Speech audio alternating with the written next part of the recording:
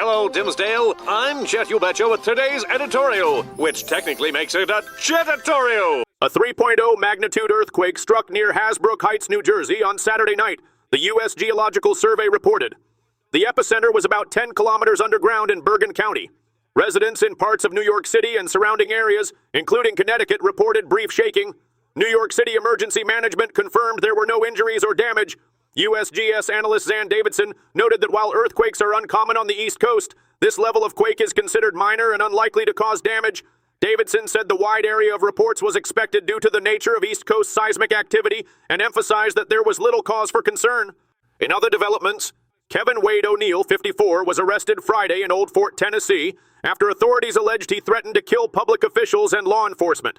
When investigators arrived at his home to arrest him, they reportedly found 14 improvised explosive devices, including one that was smoldering in a bedroom. Officials believe O'Neill attempted to detonate some of the devices as officers entered the residence.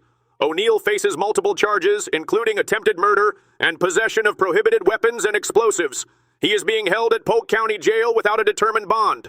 Authorities have not disclosed details about the alleged targets or a motive. Attorney information for O'Neill was not immediately available. A heartbreaking news. A 24-year-old Bulgarian man was killed early Friday after his vehicle struck a moose near the entrance to Alaska's Denali National Park and Preserve. The crash occurred around 1 a.m. just south of the Denali Park Road entrance at mile 235 of the George Parks Highway. The driver was pronounced dead at the scene, while his 24-year-old passenger from North Macedonia was taken to a hospital in Fairbanks for treatment. The National Park Service is investigating and coordinating with the Bulgarian embassy to notify the victim's family.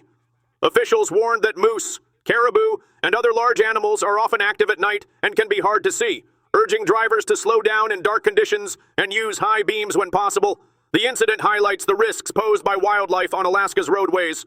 In other developments, researchers are exploring mitochondria transplantation to restore energy and function to tissues damaged by blood and oxygen deprivation. The approach began nearly 20 years ago when James McCulley at Boston Children's Hospital revived a pig's heart by injecting extracted mitochondria. Since then, animal studies and a small pilot trial in babies with heart surgery complications have shown improved recovery and shorter time on life support. Similar efforts are being tested for stroke and organ transplantation, with early studies suggesting reduced cell death and improved energy production. However, scientists remain uncertain about the exact mechanisms and face technical hurdles.